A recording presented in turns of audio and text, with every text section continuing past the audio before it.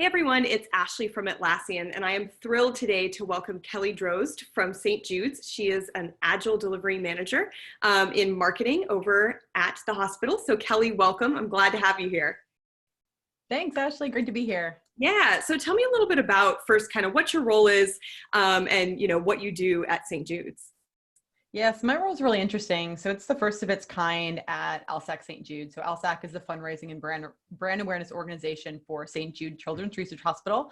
Our team sits in marketing operations. So we traditionally have been the team that helps with process and tools. And when I came into the role about 3 years ago, we started to look at, hey, where's our marketing organization now and where does it need to be? And people started talking a lot about Agile. We have a lot of departments in the organization that either have transformed or in the process of transforming, they've reorganized. And so we started doing a lot of research. And so our team essentially changed. We changed from a project management team to a traditional agency trafficking team to an agile delivery team. We changed our job description. So we really focus on helping our marketers understand what is agile from a mindset standpoint to a practices standpoint, and how marketers become agile in really the environment that we live in this digital age. So that's really what we do. We focus on agile practices, mindset, methodology, and really support from a tools and process standpoint our marketing division and the other divisions that we work with to really execute marketing campaigns and events. So I want to dig in on the mindsets and kind of the practices a little bit, because from a tools perspective, it's really easy to just throw technology in there and just be like, yeah, you have to fill out your Jira tickets. That's how you're agile. And we know that's not how you're agile, right? Like it's not just submitting more tickets. So I'd love to dig in a little bit and hear, when you made that change and you went through those transformations, what kind of agile practices and mindsets did you put in place? And then I kind of a two-part follow-up to that question is, once you went remote, how did those practices have to adapt and shift? So what were they before and kind of how did you roll them out? And what did they become now that everyone's remote?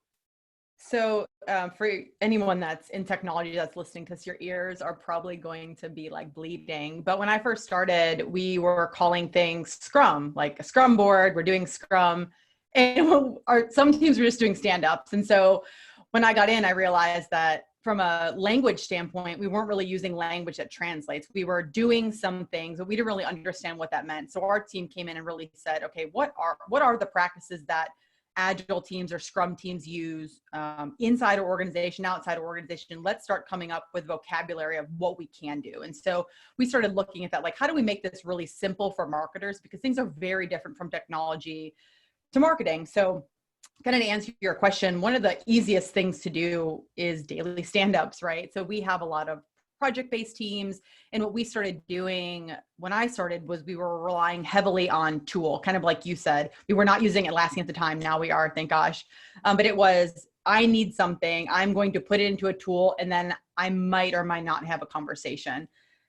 That led to a lot of side conversations and people not really being aligned. And so we said, hey, if we just take our groups of people and say, hey, you're aligned to this kind of body of work and you're aligned to this body of work, can we just have some cadence of stand-ups where we know, hey, at this time during the week or this time during the day, these people are going together to talk about X, Y, and Z. It created some consistency for our teams, and they started to get really comfortable on what information to share, how to have these conversations, and really to align on more of like a daily and weekly basis, which we did not get. And so to answer your question, daily stand-ups really helped. And from there, we started looking at planning meetings and prioritization and started scaling those practices across teams as well as it made sense. And so kind of like you said, we've been doing that for a year, 18 months now across a variety of teams, most are marketing teams. And so when we immediately go remote, we're used to that. We have that consistency already. We have our Atlassian tools that now between Jira and Confluence, people have been on for about a year and a half now, maybe a little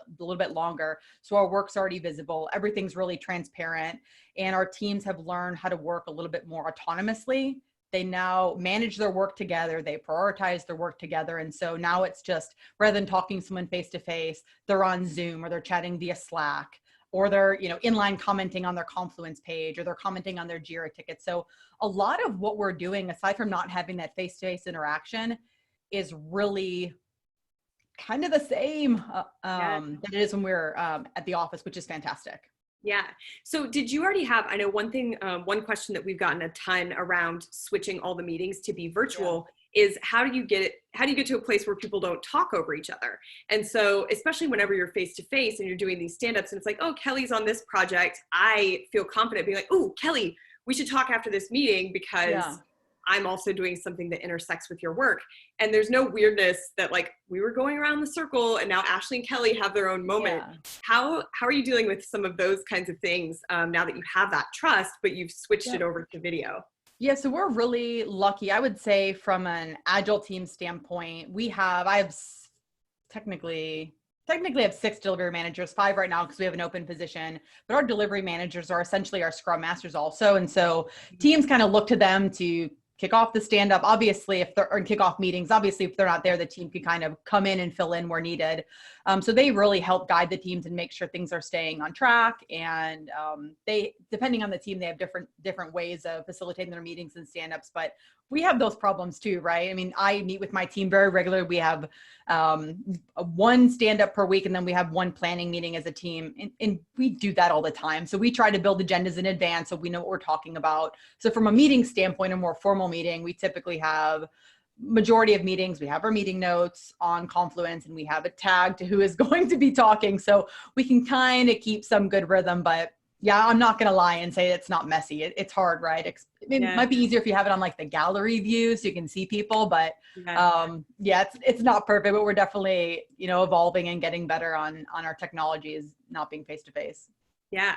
How are you thinking about, obviously you have been working kind of across time zones and those kinds of things for a while now, but especially given that in some cases people may not have the same setup, or they may have kids at home, or they may have spouses at home.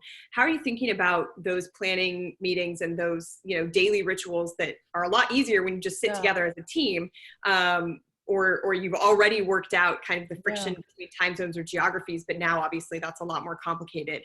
How are you thinking about that, and what have you done practically that somebody else could maybe take away as an insight to apply to their teams? So before we went, we had a little bit of a heads up, as I'm sure you guys did and a lot of people did, on when we would be going remote. And so for us, it was a Friday. You're going to be going remote working remotely from Monday, and not sure how long that was. We had a lot of our teams really look at their working team agreements that they've already had in place. Most teams had them.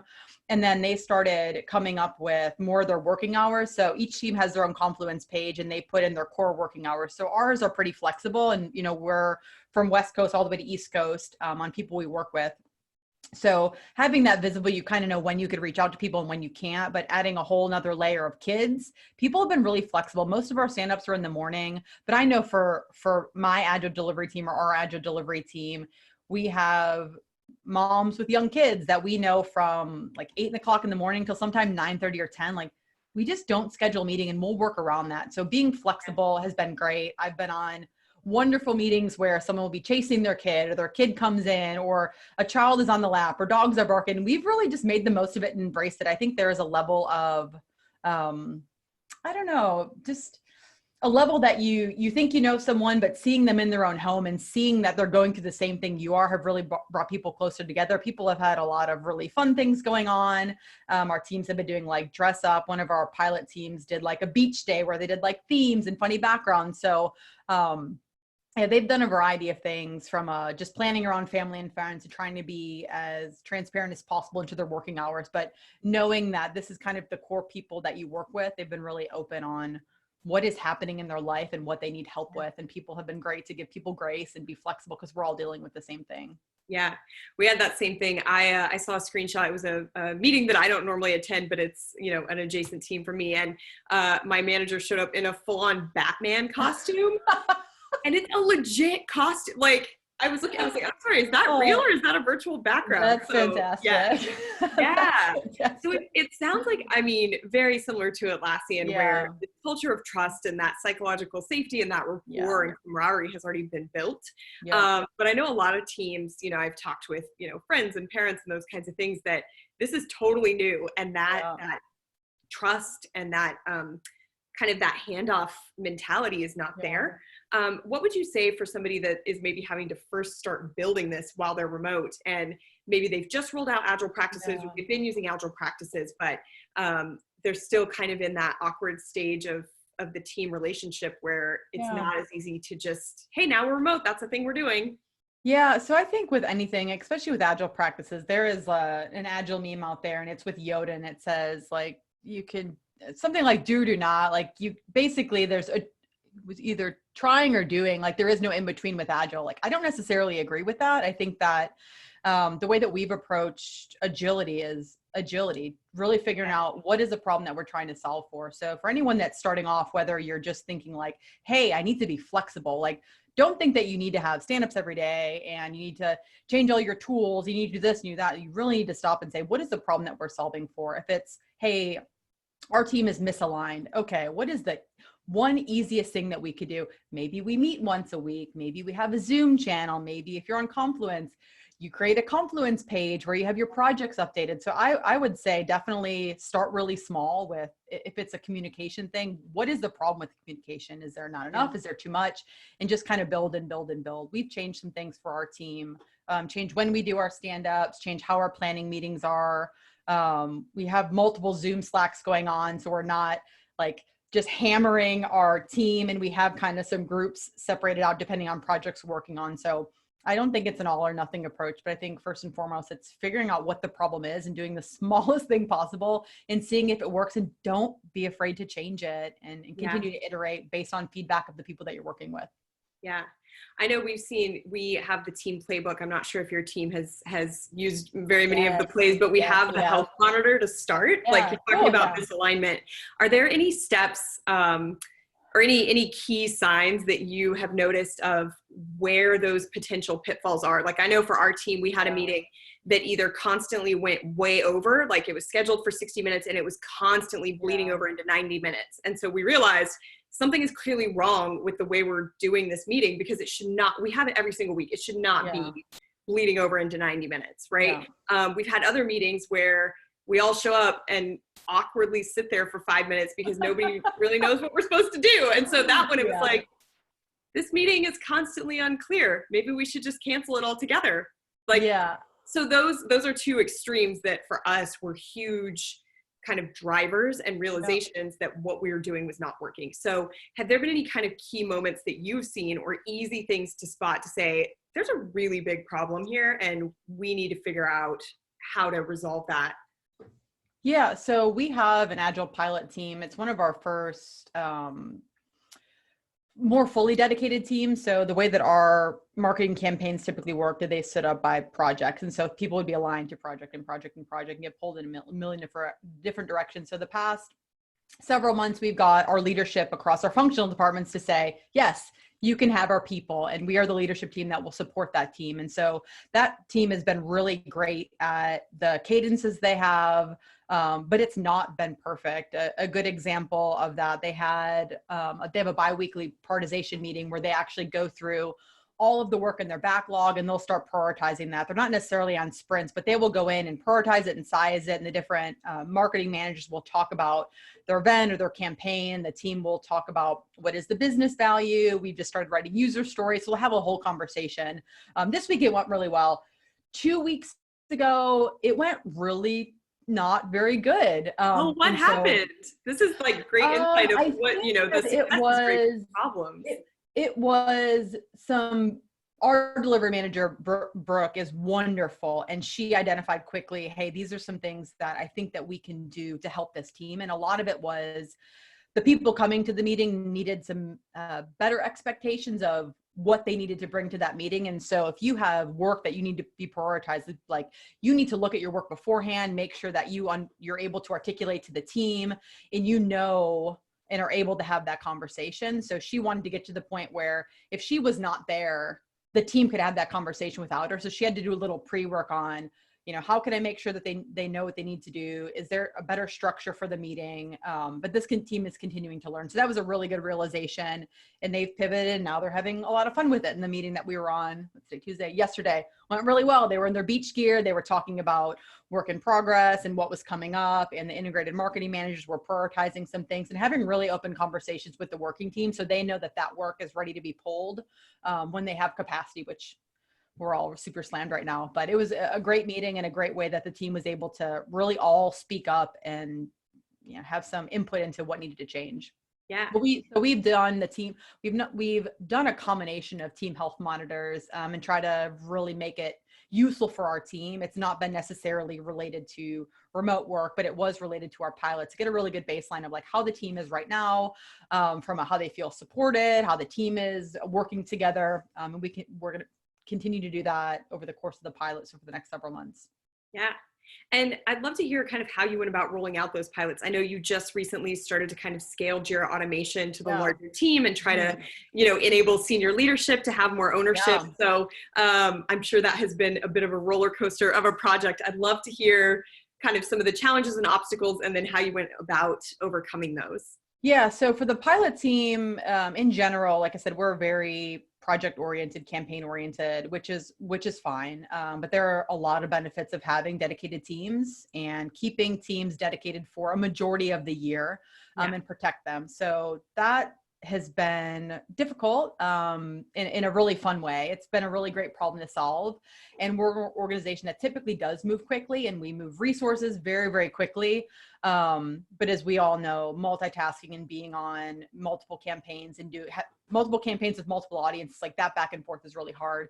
And so it took a lot of support from our leadership teams over those functional areas, which was fantastic. The good thing about that team is that they were already using Jira, they were already using Confluence, they were already familiar with what a stand-up was. We were just able to really put that together and as a leadership team, protect them and let them really be as autonomous as possible and try to protect them the best that we can from distractions and other work and things pulling them in a million different directions.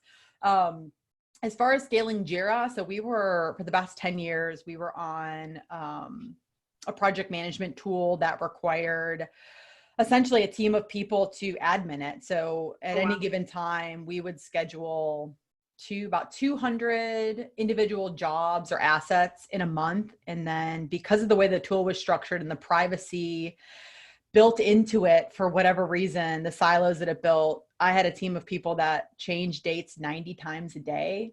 And we realized 90. I did a green belt project on it, which is really fantastic. So if you want to times that by hours, it was a lot of money. So so we started testing, and again, many other teams in the organization to use Jira. And one thing I really liked about it is, I love Confluence, and I knew that Confluence and Jira and all of your guys' tools, work with each other beautifully, for the most part, mostly beautifully. And I was like, I think this will really work for us. And the main reason is that in order to change a date, what was happening is, let's say a designer working on a piece isn't going to have it done today for whatever reason. They would tell my team to change a date. My team would change a date and tell the other person. I was like, this is crazy. It's so crazy. And it worked when it was smaller, but as our organization went from, I don't even know how many designers were there when we started, to, a print team of 30 people and a marketing division of close to 200. That scale, that tool couldn't handle it. It wasn't flexible and it wasn't visible. And so if you and I were working a job together and I was out of the office and someone else is going to do my work, I would have to have an admin add me to that job. And so you just couldn't see anything. So it's like, this is crazy. There just has to be a better way. And so we started testing Jira and how we would build our projects and how we'd build our workflows with a small team. And as soon as we had some people use it, they had great feedback.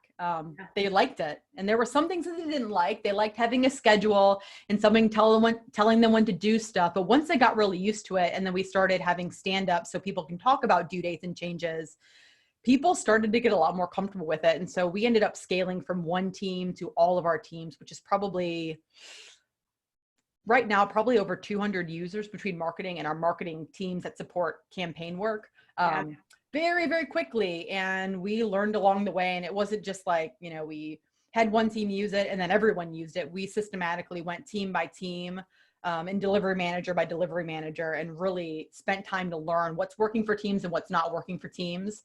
And so now most of our teams are on Jira and Confluence and use them really beautifully. And our team has done a great job at making sure that they work seamlessly. When it comes to automations, we have a lot of dependency teams. And what I mean by dependency teams is we have large working teams. Then we might have one resource or two resources that do print production or content creation or copywriting. So it's really hard to have a copywriter assigned to every single job. Not every single job has a copywriter. And so for our print production and our copywriting, we have these beautiful custom fields that we've built too, which allows us to pull a ton of data. But if you select copywriting, it automates a ticket and it goes to our copywriter's board, and he is able, because his workflow is different, so he's able to manage tickets separately and kind of go back and forth between tickets if needed. And then we started thinking about, hey, our leadership now more than ever is having to approve a lot of things. And as you probably know, they do a lot of that, at least our teams do a lot of that via email because it's easier for them. They're on the go, they're on their phone. It's so easy for them.